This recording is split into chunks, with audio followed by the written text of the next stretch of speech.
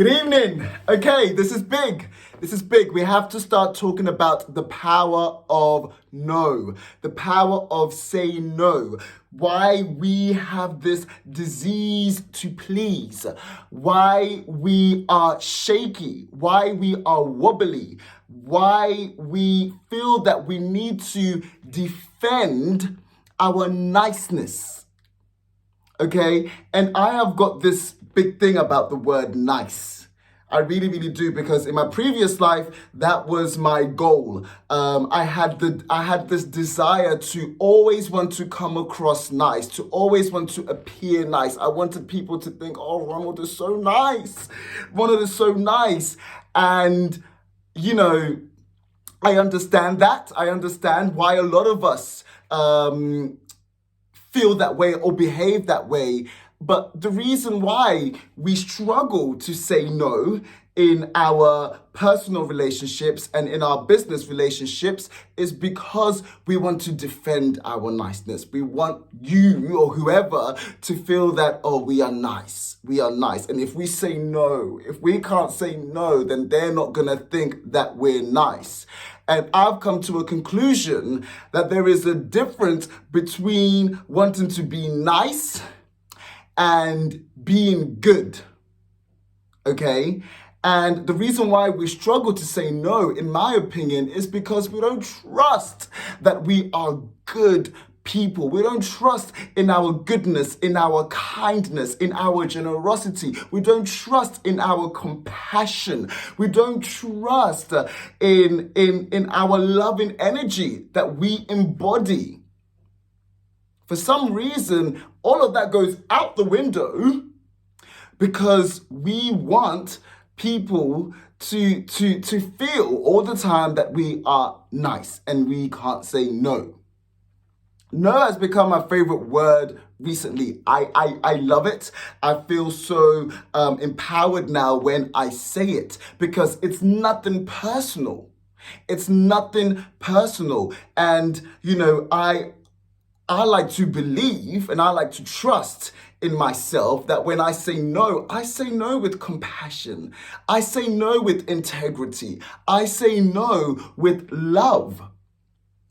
And, recently, 3 weeks ago, I was struggling. I was literally tippy-toeing around saying no. I was trying to be calculated. I was trying to be strategic. And I wasn't being true to myself. And my body was ready for me to say, no, we're not doing this. We're not doing this, Brian. But I just couldn't get the words out. I couldn't. And I remember I called my friend Alex. Hey there, Alex. And we spoke about it and he says, you're scared. You're scared of X, Y, and Z. And, he was right. And I knew that, And so I made the phone call and I said, no, I'm not doing that. And there was no knots in my stomach. There was no fear. I didn't even care about the reaction. I didn't even, after the words came out, I was like, whoa. Why did I create this drama in my head? Why did I create these false narratives? Why, and also what you think of me after I say no is none of my business. And I know this because I do talks with Brian every single week. But it is still a difficult thing. This is work. But I feel like, especially with our mental health, we all have people. We all have relationships and situations where we wish we could just say no and not worry about the outcome. We wish we could just say no and that be a complete sentence by itself. No is a complete sentence. I think Shonda Rhimes says that. I'm quoting her. It really is a complete sentence. And like I said before, I think, we should trust that we can say no with integrity. and compassion and candor. And the fact that we don't is a cause for concern. We have to look within, and we have to start asking ourselves, why can I not say no? Why am I constantly compromising? And Caroline Myss teaches us this. Caroline Myss says, listen, a compromise is when we are willing. Willingly is the key word. When we are willingly wanting to do something, a little give and take, a little this and that, especially in our personal relationships, that is a compromise. I can, yeah, a bit of this, a bit of that. Yes, that's a compromise. Okay, when we leave a conversation, a business meeting, or a Zoom call, whatever, and you feel as if I betrayed myself.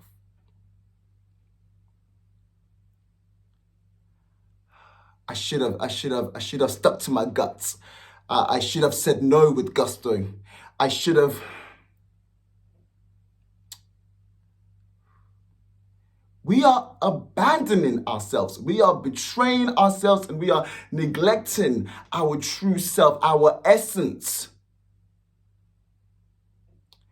When we struggle to say no, when we are trying to protect our niceness because we don't trust that we are good enough people.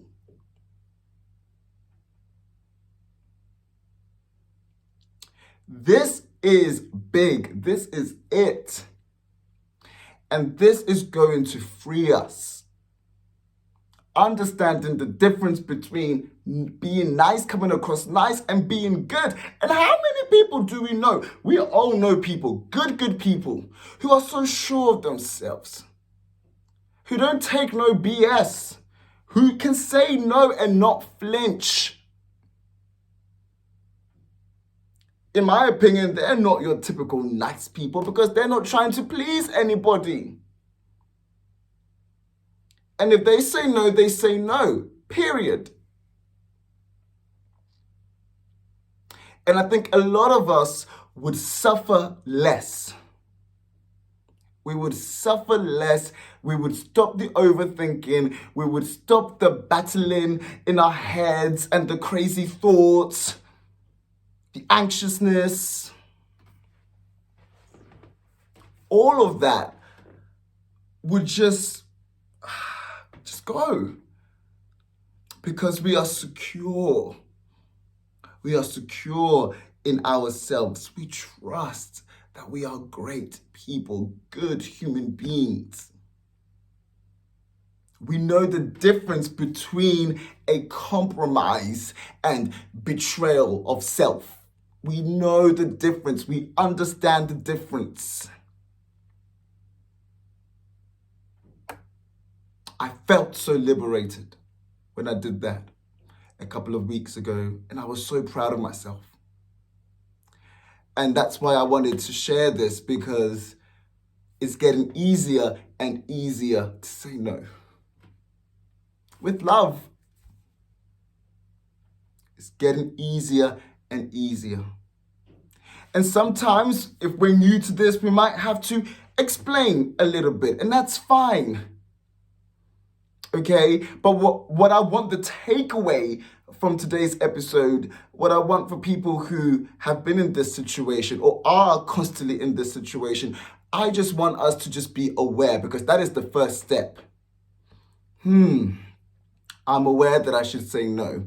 I'm aware that I'm protecting my niceness. I'm aware of this. Is my body ready to say no? Okay, not yet, but I'm going to give myself a tick. I'm going to give myself a victory mark because I'm aware. And, the next moment or the next day or the next week, I will get closer to my no. I will get closer to my no when appropriate. It's not easy. It really isn't easy. But it is liberating. It's so liberating. All right, so that's that for me today. The power of saying no. Thank you very, very much, and a happy Sunday. Happy Sunday. God bless you. Bye.